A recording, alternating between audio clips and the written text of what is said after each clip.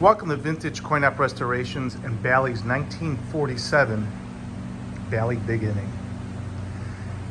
Here we have a pitch and bat machine. It is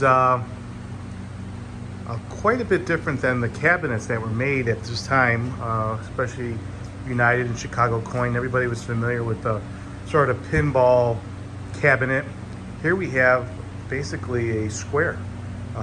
Very, very Art Deco themed here. Been completely restored top to bottom. We have a new reproduction back glass machine. Quick walk around.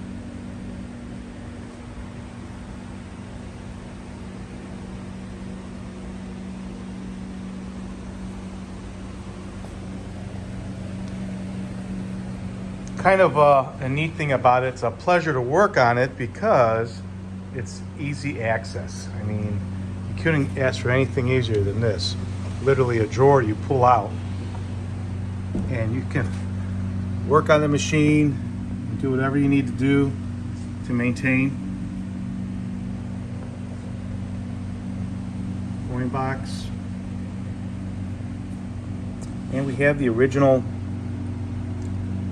counter, and it's still working to this day, and literally we are at 85,692 plays, and we are getting a dime per play. So this machine has more than enough paid for itself to get a complete facelift. Now, different than the pitch and bats that were out at the time, especially, but like let's just say a United. Some of the neat things about United machines is I love the ramps that they had.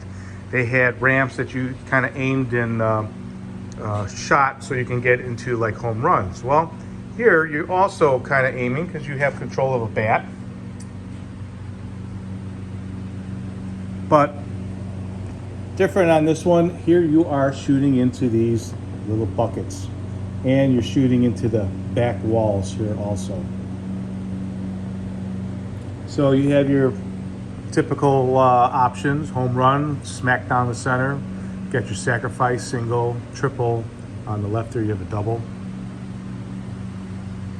But the main difference about this machine compared to like the typical United machines and Chicago Coins there at the time is you have animation.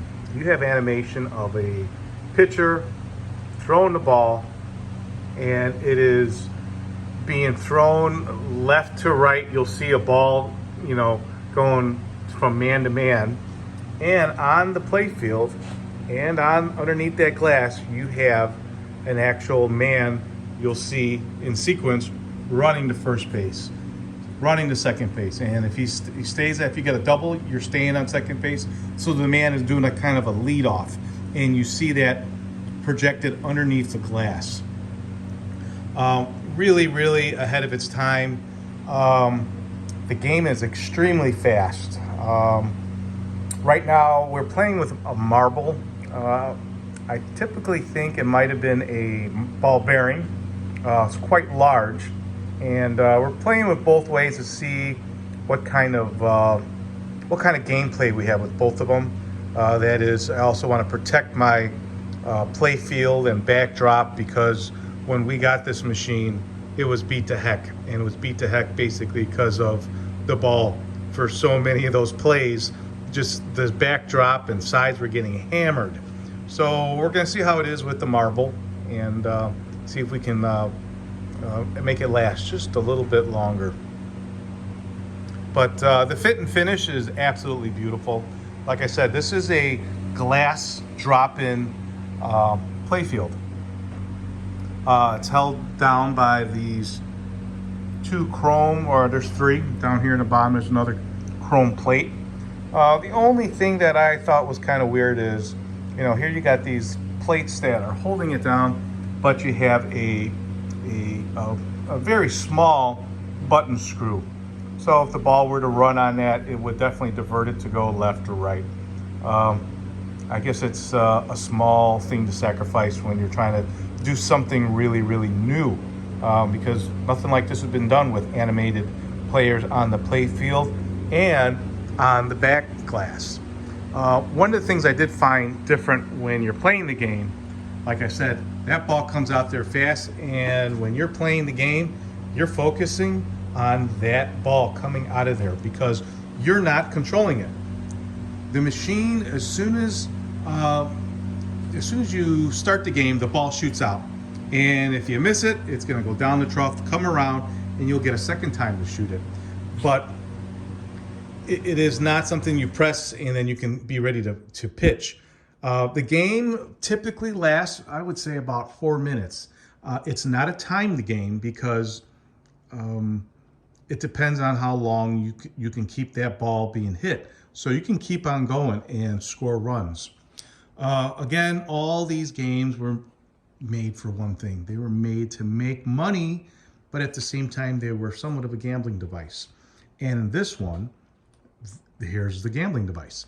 After 11 points that you would have up on the screen there, after 10, the 11th point that you hit, you will get a free game, let's say. And originally, this is an original coin mech, but what was missing on it was a different housing in the rear.